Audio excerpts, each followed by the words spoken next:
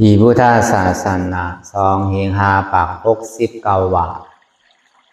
ปีใต้2 เฮงปลายปัก 19 นี้ปีก็จะเฮง 3 ปัก 87 คู่เดิน10ได้ขึ้นมาว่าอะไร2 คำเดิมเสียดเมืองขึ้นมาอะไร1 คำปีคิดวันที่24เดือนอากาศปี2 เฮง 25ในปางสร้างที่กัมตราอนัตตาวิปัสสนาภาวนาหานยอดธรรมอนัตตาปอกกรรมทน15ที่ว่าอนัตตาวิปัสสนากรรมฐานหลองเขียวเอิงวานลมลอยสะทงเว้งกากิเล็กมือใดบ่ดอกคงในก็หอถึงมาเป็นวันทนหาขายามกลางในเจ้า4 โมงต่อถึง6 โมงในข้าวตัง2 ชั่วโมง 2 นาทีเปลี่ยนทว่าติดในอ่อนกันสืบยางตั้งเขาสู้นิพพานเลยมาแสดงรายจ้างคือกำได้ไว้วางตัววางใจอ่อนดังสุดในก็คือเฮานั่งขาไกลคุดขากวาทับต่างขาซ้ายก่อนไรอย่างนั้นขาซ้ายทับต่างขากวาในก่อนไรมือ2 คอนต่างไว้เหนือตักก็ย่าไว้ตัวซื่ออย่าไปเคียงป้นอย่าไปหย่อนย่านป้น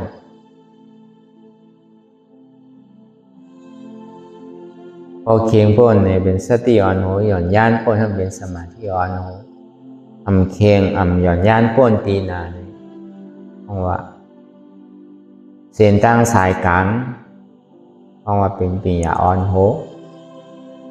มันจะว่าเส้นตั้งสายกลางเคียงหย่อนย่านป้นนั่นเท่าใครเฮ็ดซื้อเฮ็ดเท่าใครเพื่อนซื้อเพื่อนใช่นั่นก็เส้นตั้งสายกลางเนี่ยมันเป็นปียาพอเอาปียาอ่อนโหเนี่ยมันกว่าเลยพอสติอ่อนโหเนี่ยมันกว่าหยาบมันหันอยู่เสียดายในเกาะตานมันดีวางเทียบตัดอะไรมันขยับไว้เอาสมาธิอ่อนโหในเกาะมันทำจังเกิดนิมิตก็ญาณปียาอ่อนโหเนี่ยมันกว่าอะไรก็มันดีง่ายดีไพ่ดีเจียวถึงเจียวหอดไว้2 อันในอริยมรรค8 ปึงนั่นก็มันถึงเงาปึงมันก็มันเป็นปียาสมาธิที่สมาสังกัปปะเนี่ยเป็นปียาสมาวาจาสมากัมมันตะสมาอาชีวะเนี่ยเป็นศีลสมาวายามะสมาสติสมาสมาธิเนี่ยเป็นสมาธิปัญญาศีลสมาธิเพราะฉะนั้นศีลในสมาธิเนี่ยไม่เป็นของกึกโลกกัมพาพระเป็นเจ้าห้อมป้องมาเนี่ยก็มันถึงมีไว้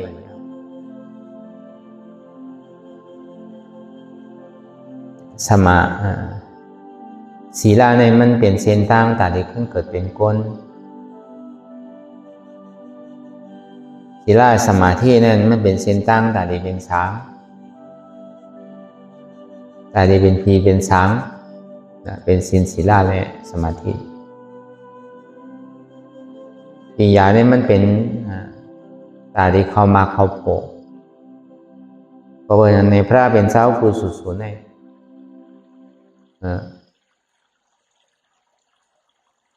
เป็นตัวสมาธิที่เลยสมาสังกัปปะ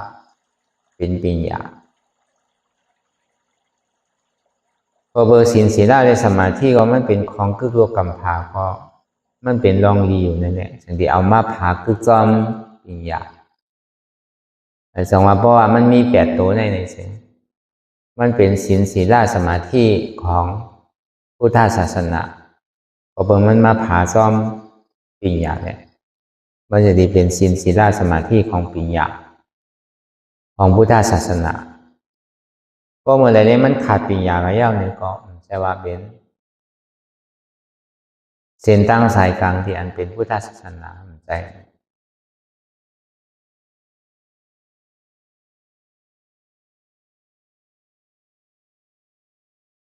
ก็เพราะนั้นเลยแหละ อยู่ไหนในสามตัวเนี่ยมันติได้มีผู้อ่อนโหนผู้อ่อนโหนนั่นก็เป็นปิญญาในพระราเป็นเจ้าก็ยามจ้างยามตื้อกลับมาในเขาตั้ง6 ปีย้อม2 เดือนลุ่มๆเนี่ยก็เบอร์เฮ็ดพิเทศถูกบางพอก็เอาศีลอ่อนโหนทนศีลสมาธิเฮ็ดกว่าเฮ็ดมาเอาสติได้พอมันห้าวแห้งมาเนี่ยสำเอาสติโทนะเฮ็ดต่อถึงพอกินข้าวกินน้ำยาตัวต่อถึงพอดูพอก่อยกว่าต่อถึงพอมันถอยใจมันหายใจต่อถึงพอกันใจน่ะมันมีเตียนพาเป็นเจ้าจ้างตุคาจริยาเนี่ยบางพอลมออกตั้งหูมันถอยใจตั้งหูหลังกันใจเนี่ยนะขามกินข้าวขามกินน้ำก็เห็นมาเจีก็ไปทบไปย่าเดอล่าเนี่ยอย่างไอ้แก่นเจ้าอย่างนี้มาวันถ้าสางด้วยนี่เนี่ยพอเอาศีลในสมาธิวันโหอันวันเนี่ยมันเหมือนหนังไม่เดียนมันย้ำนำไว้เป็นไม่รีบ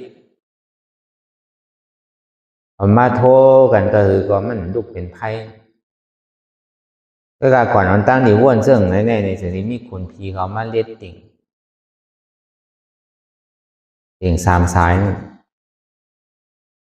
ในติ่งสามสายเนี่ยประมาณเลียดติ่งตัวหนึ่งเนี่ยมันย่านหนาเนี่ย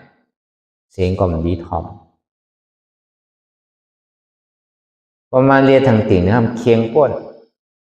นั่นก็ห้ามดีทอมก็ในประมาณเลียดทางเสียงนั่นเคียงก่อมเคียงย่านก่อมย่านซ้ำตึกดีทอมอย่างเจ้าอย่างนี้มาวนด้วยนี่เดียที่ได้เฮ็ดซื้อเนี่ยก็อันเก่ายามเฮ็ดมากูบอกก็เบอร์มันเจ้าในสืบเอาไล่สร้างคือกรรมอารายาเซและอุตกายาเซมันคำขึ้นสืบยอดสืบปลายมันทางเวลาพอมันสืบสุดกว่ายามเนี่ยก็มันทำมีอย่างเต้มันก็เบอร์มันเป็นลอกามันเป็นสมถะไหมมันเกิดปิญญามันเป็นศีลสมาธิสติมันเปลี่ยนได้กว่าที่ก็วันนั้นแหละเอาศีลเลยเอาสมาธิเหตุการณ์เนี่ยมันเหมือนหนังไม่รีบเลยไม่รีบมันโทกันกันอยู่ไรเลยมันพอกโกนเดียนเห็นปิญญาตั้งหูตั้งหมอปริยัตินั่นเขาก็ใจเข้ายามอ่าน10 ปีไปมันกระโจดีตกกระโจดีจบปิตกา3 กองแล้วอภิธรรมาสูตรต่างวินัยนะเพราะว่ามันไงโอ้นี่ป่านในตองเขาเห็นดิ่งเนี่ยใจเข้ายามเป็น10 ปี20 ปีเนี่ยอันนี้ก็เลยยินมามันง่ายกว่าเอาว่าง่ายว่าซ้ำปันอยู่ว่ะ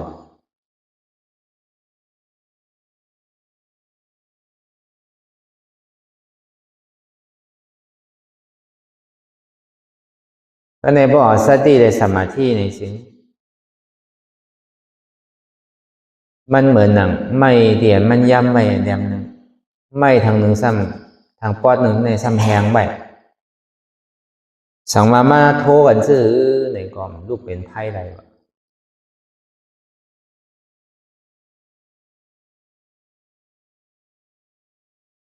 ก็วันนั้นเองแขนเจ้าอย่างนี้มาวนว่าอันเก่ามากขาตัวขาใจเนี่ยขามซุ้งขามกินตัวป้อยอมป้อข้อหมดในใจมันกว่าเซต้าเนี่ยก็ตัวเนี่ยมันอยู่เลยคันถามไม่ว่าคันถาเนี่ยมันก็อยู่ในลุ่มลาถึงมันโดมีหวานมีแห้งแต่ดีของบอกว่ามันยอมอย่างปนใจมันก็ปิ้วแห้งแต่ดีต่อสู้มันก็มีเนี่ยป้อมกินสังลาก็ห้ามอะไรเฮ็ดก็มันจะก็เฮ็ดถึงตีถึงตั้งเขาก็เลยหันได้ถอมได้ยินมากก็มีอันเป็นเฮ็ดย่าในเขาก็มีให้ทางพังพระราชเป็นเจ้าย้อมคอไว้เพราะว่ามันคมตั้งหลังในปฏิยายเนี่ยมันพอพุทธมาตั้งนาวตั้งย้อมมันมีกะนางหอลูกกันป้อมเมียน่ะเนี่ยใครเสียงกับหมด หันการลูกกาเอ็นกันน่ะพาเป็นเจ้าเขาจ้างตาลาเนี่ยเหตุการณ์นั้นหน่อร้องเขาในการว่าพาเป็นเจ้าได้เหมือนไปว่าเดิมไปเป็นพระราชเลยก็ในสิ่งนี้มาวนไม่แหงเลยไม่แหงพอมาโทรกันมาถูกันเนี่ยถึงได้ลูกเป็นไพ่เลยก็วันนั้นแหละตัวเจ้าเขาที่อะไรห้ามเห็นมาโคไลอะไรยาเซอุตกายาเซเขานั่นเองก็ตุ้นพาว่างไปเสียงเรียกว่าเอาปีญญาอ่อนโหครับเนี่ยมือกูป้องเนี่ยมันเอาปีญญาอ่อนโหเหมือนหนังมันมีน้ำมีตัวเลยกับตัวเขาสมาธิไปอะไรเขากว่าตีลึกๆปัทมาทุติยาตติยาจตุสักเขากับตีเนสัญญานาสัญญายตนาบุญเมื่อเขาเรียกก็กัดเย็นอยู่พอออกมาเสมือนเก่าขึ้นหว่าใจเนี่ยยังตึกคุกใจไรเฮิรนคุกใจไรเมืองคุกใจไรดุคุกใจไรเมฆคุกใจไรบอมไรเมฆคุกใจไรก้นหวานก้นเมืองมันใจเลยรู้ในมันเย็นโซแก็บโซข้าวไม่รู้ที่เดชาเดียมันผังดึกผังหางไว้ดังในเนี่ยมันยังตึงมีเตียมอยู่รู้ในไปใจไล่มันตึกมันเจ้าจากนี้มากคุกใจไรมือตึกเป็นลูกอ่อนพอมันเจ้าคุณอคำสีสุดทอทานานั่นมันเป็นข้าวยำอันบนดีไถนาเหมือนในคุณอคำเมืองไทยเขาเฮ็ดนั่นพวกข้าวยำโดหวานกาในสังโหนดไถนาในสังในคุณอคำในอ่อนตังไปมันก็อยู่ตีเงาไว้ในนั่งสมาธิถึงเป็นตามสภาวะวนตีร่วมเคยใจเข้าออกคือมันเป็นสภาวะของมันเข้าก็คือหูออกก็คือหูเข้าเกิดออกตายนั่นเข้าเป็นออกลูกป้องเกิดแวบตายนั่นตามสภาวะอะไรที่มันเจ็บมันกวนมันขืนมันเหมยมันแกนมาเนี่ยก็พาว่าง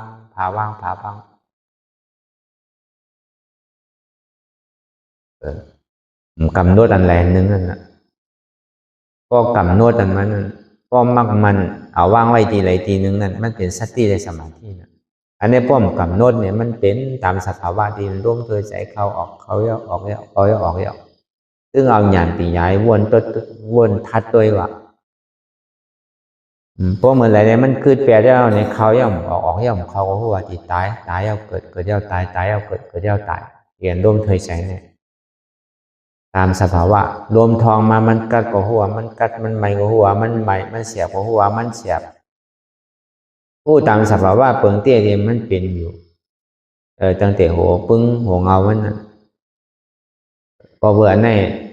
มันกำหนดไว้ทีไรทีหนึ่งเนี่ยมันเจ้าถึงที่มากวนว่าที่เอาอันในจ้ามด้วยก่อนเวลาตัดที่จ้ามด้วยแน่เนี่ยก่อนทีไรบอกขึ้นมาสูงกินขึ้นเบี้ยวขันถาที่ไหนได้ตีเฮ็ดก่อมจังเฮ็ดไรเต้ๆพอห้ามปอกขึ้นมาสูงมากินคือมันพอเลี้ยงทานหรือนำลมไพ่เนี่ยคือมันพอเลี้ยงได้นะคือมันพอที่มีแห้งต่อสู้กิเลสเนี่ยเจ้าหรือปอกมาสูงกินขึ้นพอมาบอกทรงกินขึ้นยาวเนี่ยปัญจวัคคีย์หาเจ้าเขาเตียนเฮ็ดวิหารวิจารณ์เนี่ยก็พอหันสิทธาบอกขึ้นมากินมาทรงเขาขึ้นยาวเนี่ยเขาก็อ่อนกันไปอยู่ซ่อมเหมือนนั่นแหละหน่อร้องเฮาเฮ็ดเจือเขากว่าลุ่มลาเฮ็ดวิหารวิจารณ์ไปด้วยพอเมื่อไหร่พระเป็นเจ้าเป็นพอเมื่อไหร่สิทธาเนี่ยเป็นพุทธามายาวเนี่ยเฮาถึงได้ถอมตะล่ามตั้งเฮาถึงได้ตะล่ามเหมือนเจ้า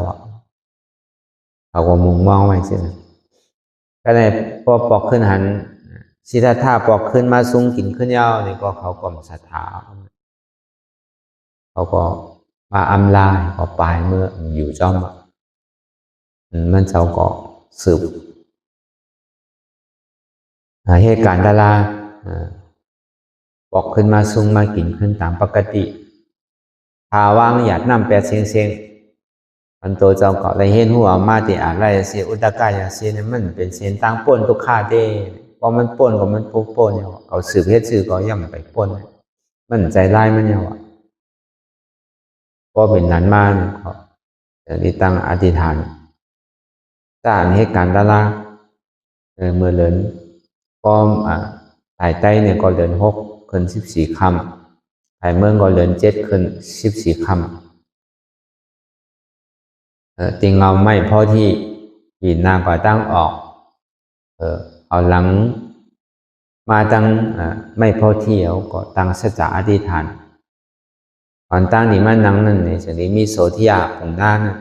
โสธิยาพามนั่นได้เอายาฆ่านั่นนะมาหลูปันนี่ก็มันเจ้าอย่างนี้มากค่อยได้อะไรมาซ่อนกันนี่ก็เอาเป็นที่นั่งตั้งสัจจะอธิษฐานเมื่อมันเจ้าซุ้งนั่นนี่ก็นั่งพอดีมันใจ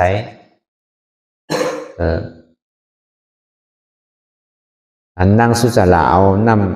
ำอยากนำยาคูนั่นนำมาทุบเขามาทุบายาดนั่นเอามาอยู่กับซ้อมเพราะว่าเขานำนมเพราะมันทรงกินอยู่49ว่าเขาเนี่ยก็ตั้งสัจจะอธิษฐานเอากระใส่ไว้ดินน้ำเพราะที่ได้เป็นผู้ท่ามันแน่อย่าเพียงมันไหลรองซ้อมหรือมันไหลขึ้นเนี่ยก็ตั้งอธิษฐานที่ไหนก็มันก็ไหลขึ้นพอไหลขึ้นแล้วก็จมลงกว่ากระซ่อนเหรียญมีไว้3 ลูกที่พระราเป็นเจ้าก็ผู้สั่งก็นักกันก็สปาเขาอธิษฐานเหมือนกันก็กระซ่อนไว้แล้วก็มันเป็น4อันนั้นในมหาพัทธกับอันเท่าอยู่เมื่อเร็วในพระเป็นเจ้าป้องมาของ4 สูเพราะเป็นนั้นคุณนักกาเตียนไปอยู่ในเมืองนักกาในจนที่ตื่นมาเลยอ๋อพระเป็นเจ้าที่ป้องมาทางศูนย์เราทำสึกนอนทางก็ในมันใจเอาหนักมันใจเนี้ยวเป็นอะไรทำเป็นนั่นก็แค่มันใจดีหนาพออยางไม่เอานี่ก็พอลอยในหันยางไม่เอานี่ก็มาทบยาของนาโสธิยาพามมันก็จะดีเอายาฆ่านั่นคาบอยู่ปานนึงก็นอนรองเจ้าเขาก็จะดีมากขวยไว้เฮ็ดเหมือนตีนังมาตั้งสัจจะอธิษฐานดีว่า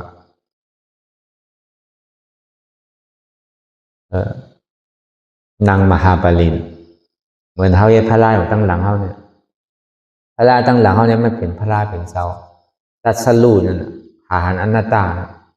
เนื้อพระราเป็นเจ้าติไรตะลาเนี่ยก็นั่งเหมือนตั้งหลังพระราเป็นเจ้าที่2 นานเขาหันอยู่เมื่อเดียวเนี่ยพระราเป็นเจ้านั่งที่ไหนทางสัจจะอธิษฐานนี้ก็นางใครหลอกไปมันหลอกเนื้อใครเสียงไปมันเสียงเอ็นใครกัดไปมันขาดลูกใครหักไปมันหักเลยใครแหงปอดแน่แน่เพราะก่อนเป็นผู้ท่าเนี่ยเขาต้องtìmลูกที่ไหนตั้งสัจจะอธิษฐานที่นั่นพอวางก่าวางมาต่อถึงปฐมยามเนี่ยก็นั่งเหมือนอันเจ้าเก่ายามเฮ็ดมาเหมือนตึกเป็นลูกอ่อนเมื่อลูกเงาปึ้งมันไปเสียบก็เหมือนเท่าเฮ็ดอยู่มันเลี้ยวแน่น่ะโดยดีร่มโดยใส่อันตั้งหนังตัวเสื้อก็เขาเกิดออกตายเขาเป็นออกลูกป้องเกิดแบบตายวนกว่าวนมากดีร่มเคยใส่เขาออกนั่น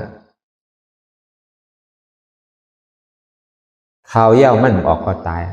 ออกเย่ามันเขาก็ตายอันนั้นเป็นห้องว่าเพราะความปารีเป็นห้องว่าอานาปานาสตินั่นอานา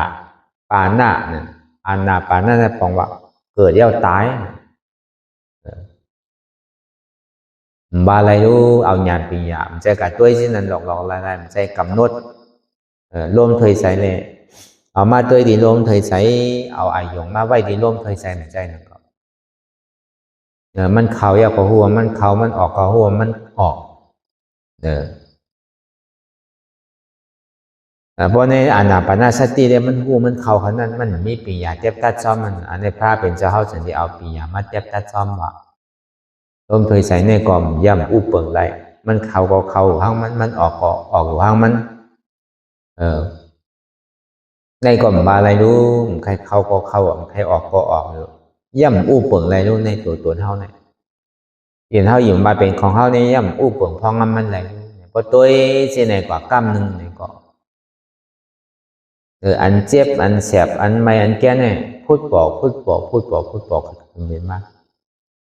เมื่อหนังก้นแห้งลงสีก็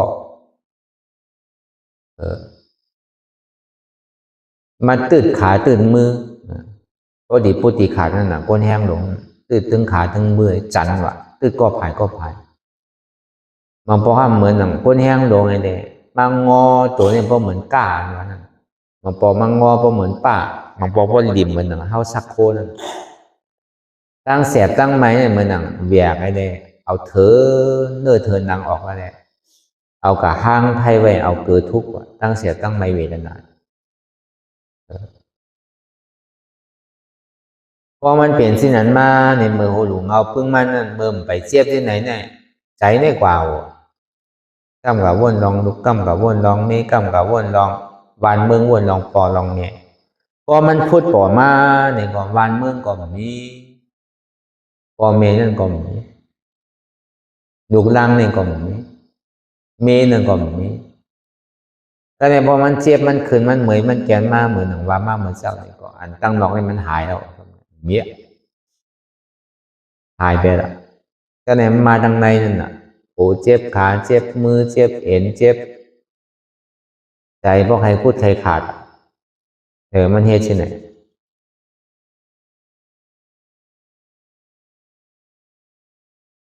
มันจะว่าวนนิดๆกันเหมือนหนังห้าวนนั่นน่ะมาดีตัวก่อนใจตัวมาดีใจก่อนใจใจมาดีเจ็บก่อนใจเจ็บ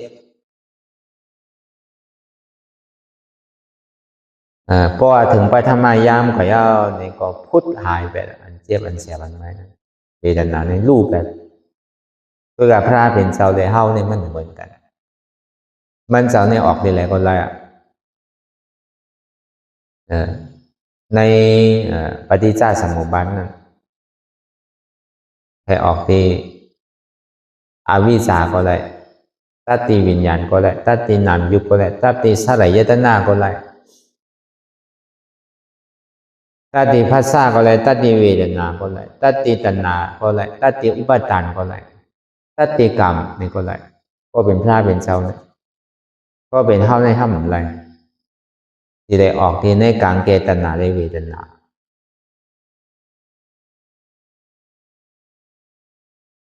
เพราะว่าเวทนามันลูกกับยาวในได้ปอกขึ้นกับหันอันติกาลาปนมั่งอันที่เป็นได้เห็นไหมปูตีอาปูนั่นบอกว่า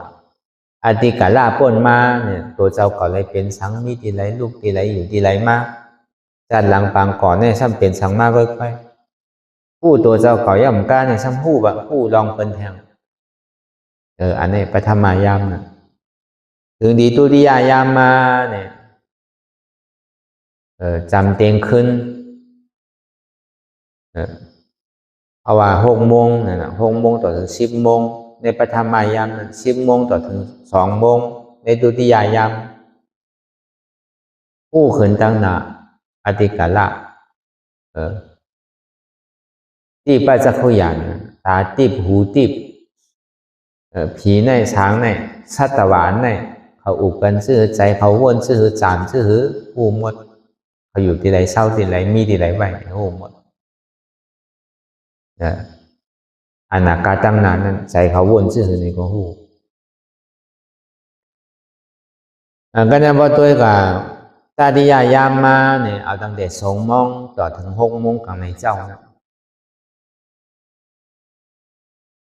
เนี่ยอาสวะขยานนั่นอาสวะขยานเนี่ยอาสวะทั้งหมดทั้งเสียงอันมีอยู่เหงหาปากกิเลสนั้นปล่อยไปกำเดียวกันเกิดมาเป็นพุทธะคำเดียวอันนี้ก็เบื้องละก็ดีว่าเทพระเป็นเจ้าเนี่ยขอสั่งคำสอนมันเจ้าเนี่ยเป็นปิญญาสมาธิที่สมาสังกัปปะเนี่ย2 ตัวเนี่ยสมาธิที่หันทุกข้าสมาสังกัปปะวนวันทุกข้าในเป็นอนัตตาเนี่ยก็ใจพอเอาการมันเหตุสมาธิที่หันเหตุของทุกข้าสมาสังกัปปะวนเหตุหักทุกข้านั้นเป็นอนัตตาหันอยู่หู้อยู่ยอมหับยาก็ว่างเป็นอนัตตาพระเป็นเจ้าถึงนี้ตัสรุทำในคำคืนเจ้าวันเดือน6ใหม่14 คำต่อถึงเดือน6 มนเดือน7ใหม่14 คำต่อถึงเดือน7 มนก็เลยเป็นพุทธามาสวยวิมุตติ1 ตีไหลปฐมะโพธิปันลังกังดุติยังอนิมิสกังตติยังสตุมาขณะในสัตหาทั้ง7สวยวิมุตติอยู่ตีไหล1 วัน7 ตี7 ตีใน49 วันเนี่ยนั่งอยู่7 วันจูบอยู่แคบตา7 วัน นางดีเฮิรนเกี่ยว7 วันพายช่างเจียน7 วัน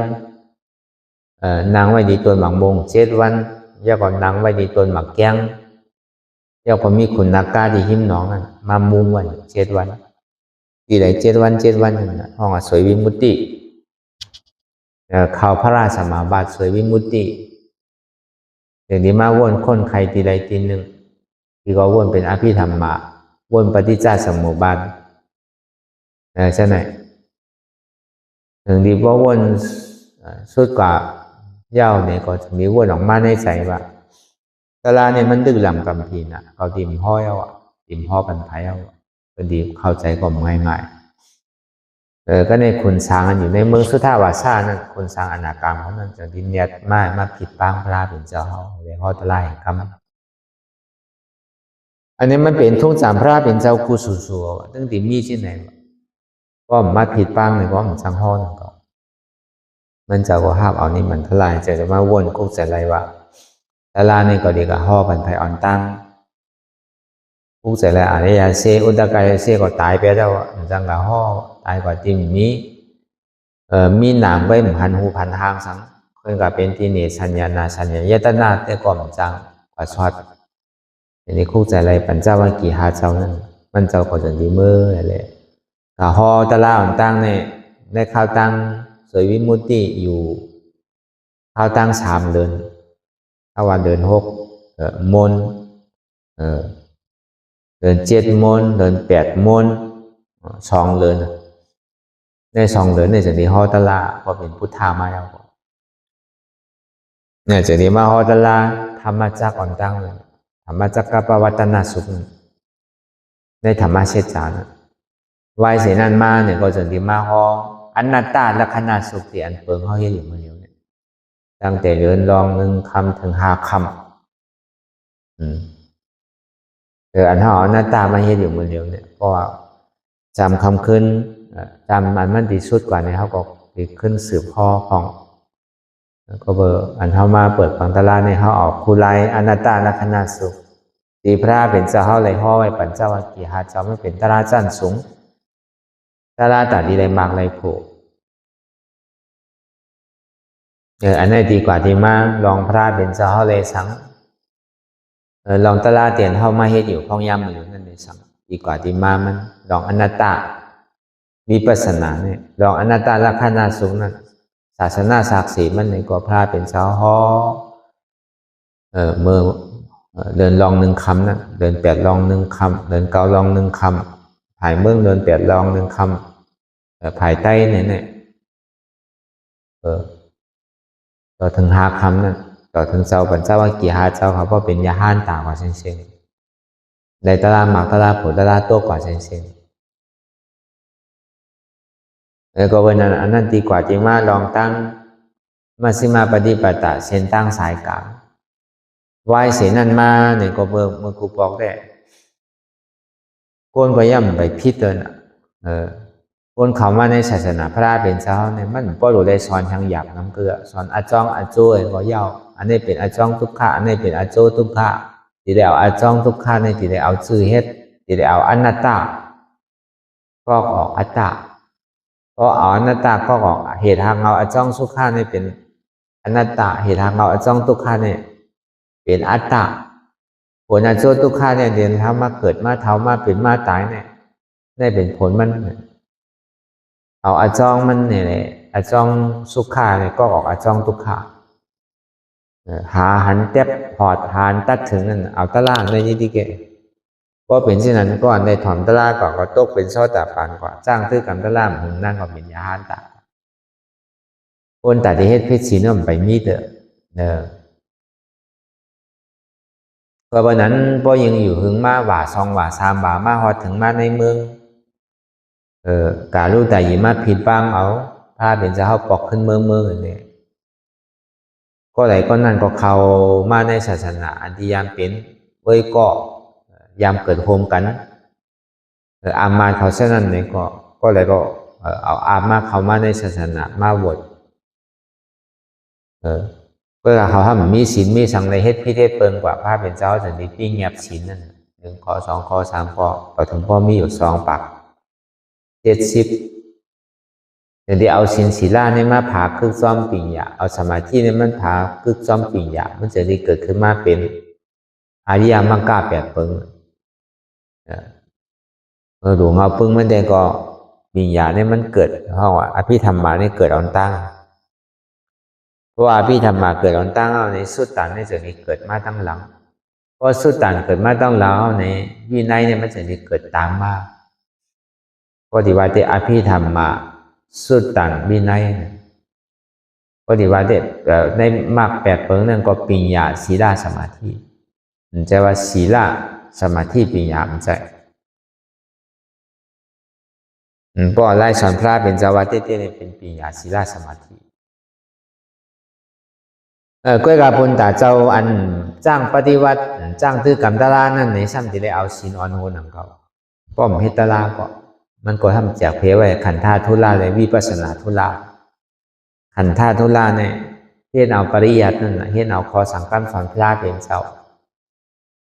ป้อมเอาปิญญาอ่อนโหเอาศีลอ่อนโหไรว่าเป็นเมื่อนั้นดีเฮ็ดสังกัดมันดีเฮ็ดกว่าที่ติ๊กอ่ะเพื่อกับมาเฮตลานั่นสักดีเลยเอาปิญญาอ่อนโหก็เอาศีลอ่อนโหนี่มันโกบนตีเฮ็ดอันไหนก็ผิดอันดีบนอันนาก็ผิดเยอะเนี่ยมันกลุ่มกับโกว่าโกผิดศีลผิดสังนั่นน่ะมันทางอะไรเฮ็ดดีๆนะก็เอาญาณปิญญาอ่อนโหเพราะมันมีลองตั้งหันหมันเมียนอันนึงเอาก็ลองตั้งวนหมันเมียนซ้อมเอานี่ก็ตั้งบนเนี่ยก็มันก็หมันเมียนข้างมันเสียศีลพอมันหันหมันเมียนวนหมันเมียนตั้งหลักก็หมันเมียนการเฮ็ดก็หมันเมียนการเรียงอาศักสายใจก็หมันเมียนตั้งคัดใจก็หมันเมียนสติหมันเมียนสมาธิหมันเมียนมันเป็นออโตเมติกกว่ากันเดียว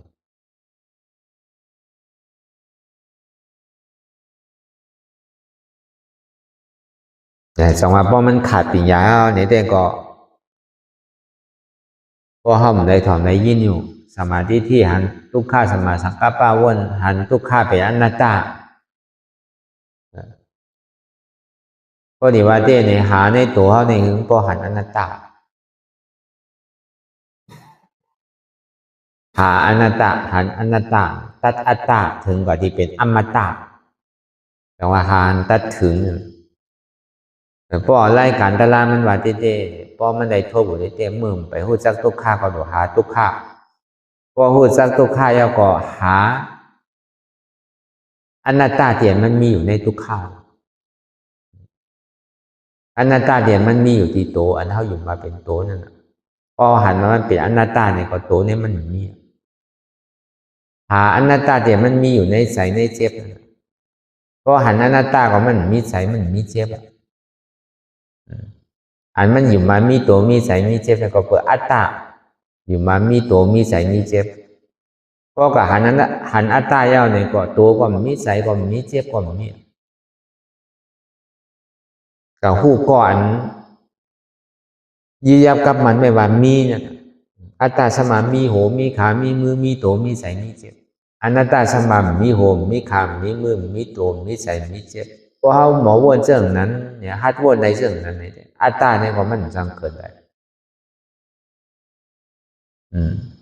มันจังมีหวานมีแห้งได้อันห้อมหันเนี่ยนะมันแห้งมันก็ใหญ่พอเบอร์ห้อมไปหู้มันเกิดเนี่ยมันก็ถางหางให้กูเจอกูลองถางหางสอบกูเจอกูลองสอจ้างก็มีสอช่อก็มีให้ทางสั่งฟองกูเจอกูลองพอหู้ลองมันมาแล้วก็พอหู้อ่ะก็เฮ็ดมันเป็นภัยเนี่ยก็มันก็พัดเฮ็ดเท่าเต้นนะครับเมื่อห้อมไปหู้เนี่ยก็เฮ็ดกูเจอกูลองกูสามแสนเปิ้งเท่ากับขวายอย่างมันดีๆอ่ะมันก็ถางหางกินจอกหางหางอยู่จอมเฮากว่าทาวาร่าเพราะผู้ลองมันจะว่ามันอยู่ไรอ่ะมันอยู่หยาบอ่ะก็เพราะเขาผู้ตีอยู่ที่เศร้ามันเขาผู้ลองมันยาวแต่มันดีกว่าวันหนึ่งเจ้าอ่ะมันดีเฮ็ดสังดีเตียนสังดีหนึ่งดีโต้งดีค่ายดียายดีเปิดตามื่นตาดีวนอันนะวนอันไหนดีเฮ็ดอันไหนเฮ็ดไหนเขาผู้กับผู้เสื้อผู้ลองว่ามันจังหนึ่งจังโต้งจังกระเฮียก็การดีไรย่อมก็การดีไรกว่าเพราะเขาผู้ลองมันผู้เสื้อผู้ลองเนี่ยลองอันเขาหันนั้นหน้าตาแต่ว่าตัวหันในตัวหันเดียนมันมีตัวใส่หันในใส่หันเดียนมันมีใจตัวเจ็บหันในเจ็บหันเดียนมันมีเจ็บ โดยธรรมมือหันในธรรมหันเดียนมันมีธรรมนั่นบอกว่าอาหารหันในอนัตตาพอตัวเขาก็ยาวคือหันในตัวเขาในพอมันตัวเนี่ยมันติหันเจ็บหันเสียบหันไม่หันแกนนู้อันนั้นตัวบอกว่าตัวเจ็บอ่ะคือหันในตัวเนี่ยหันว่าอันมันเจ็บแกนตรงตอนนี้ฉันในก็เพื่อเขามีลองตั้งอยู่ว่ามีหัวมีขามีมือมีตัวอันนี้เขาอยู่เนี่ยตัวหันในตัวอันหันในหันว่ามันมีหัวมีขามีมือมีตัวหันเดียนมันมีตัวออดีเต้ในตัวนี่มันใจของเขาขาเนี่ยมันใจของเขามือเนี่ยมันใจของเขาอันนี้หันเดียนมันมีตัวเนี่ยมันเป็นอนัตตาครับอันนี้คนหนึ่งสองมาตัวใจหันในใจหันเดียนมันมีใจพอตัวมาใส่เขาในกำบนตั้งหลังปองตั้งหน้ากำพยอกรบนสังตั้งก็วนกว่ากาวากาเป็นตัวใส่คือหันในมันอันมันเปลี่ยนอยู่สิไหนอันมันขานอกขานใจมันเหลืออกเหลือใจนี่ก็เพื่อสังก็เพิ่มมีดองตั้งอยู่มามีใจเขาหันอ่ะอันนั้นด้วยใจหันในใจหันเดียนมันมีใจนี่ก็ใจของเขาอนัตตาอันนี้บอกว่าหันเดียนมันมีใจตัวเจ็บหันในเจ็บหันเดียนมันมีเจ็บพอตัวก็เอาเนี่ยมันถึงเจ็บเพราะว่าพอตัวเขานั่งก่อนอันเจ็บอันเสียบอันไม่อันแก้นอันเจ็บอันแก้นในจ่องมันมีเป็นคือว่าจ่องมันมีเป็นว่าจ่องมันมีเป็นลักฮะจ่องมันสืบเป็นสืบรู้เรียงรายค่ายก่อนที่ห้าตัวเจ็บหันในเจ็บพอมันมีเจ็บเต้ในเขาโหลดสั่งอะไรอย่างนี้มันเจ็บมันกดมันคืนในมันเต้เนี่ยก็เปิดอัตตาว่ามีเจ็บมีเสียบมีไหมมีแก้นเขามีเจ็บมีเสียบเขามีไหมมีแก้นเขามีห้อนมีหนาวเขามีนักมีแข็งก็เบิกเก่าตรงนั้นอันในเจ็บอ่ะอันในเจ็บเนี่ยเป็นเก่าเจ็บพอหันเก่าเอาเนี่ยก็หันในเจ็บหันเดียนมันมีเจ็บในก่อมใจเก่าในก่อมใจเจ็บอนัตตาอันนี้หันในมันตัวทำเหมือนในทำหันเตียนมันมีทำอันเท้าผู้อยู่ผู้เจ้ากูรอมันมาดีตัวก่อมใจตัวมาดีใจก่อมใจมาดีเจ็บก่อมใจเจ็บผู้หันในเรื่องหนีก็ยากด้วยกว่าลูกกว่าหายกว่ายากด้วยกว่าลูกกว่าหายกันตัวทำมันเป็นสภาวะของธรรมเป็นสภาวะของตาลาเกิดขึ้นตั้งอย่างนี้ก็ลูกกว่าผู้ป่องแจงเรื่องใจอย่างนี้อย่างนี้ตัวทำเหมือนในธรรมอันกับหันในท่าหมูนั่นในหันว่าเก่าคู่มันยังตึงมีเก่านะอันคู่อยู่ก็แต่อย่าไปทางว่ามันเป็นของมันมันเป็นของมันหนังเก่าอันเท่าหูกูเจอกูลองอาบเมื่อหนังเด็ดเชี่ยวอาบหลังเมื่อหนังหูไว้กูเจอกูลองนั่นก็เพราะตัวหันสภาวะมันเป็นถ้ำเย้าเนี่ยคือหันในถ้ำทางกำหนดอาตาสั่งเขากว่าอันลึกๆมันกิเลสาลึกๆมันซ้ำกะเก่าหู้เนี่ยเก่าหู้เก่าหันคือหันในธรรมหันเดียนมันมีธรรมเนี่ยอันมันหู้อยู่กูเจอกูลองเนี่ยก็มันหู้ช้างอันหู้อยู่เนี่ยก็มั่นใจมันเป็นอนัตตามีไผ่หู้มีไผ่เป็นเจ้ามีไผ่อยู่เหนือในตามสภาวะมีไผ่อยู่เหนือธรรมตะลาไหนตัวอันหูกูเจอกูลองในก็ใจในก็เป็นอนัตตา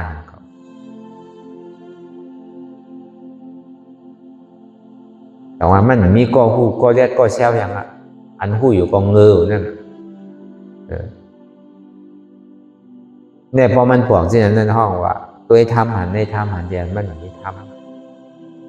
อันนี้เหมือนนั่นหนังเก่าอันเท่าจ้างด้วยกันเวลาเนี่ยมันมาที่ไหลก็นี้มาที่โตก็จุนโตมาที่ใส่ก็จุนใส่มาที่เจ็บก็จุนเจ็บมาที่นั้นหู้อยู่นั่นเนี่ยก็จุนอันหู้ก็เบอร์ตัวหู้ตัวนี้มันเป็นกิเลสาเดียนมันดึงนะ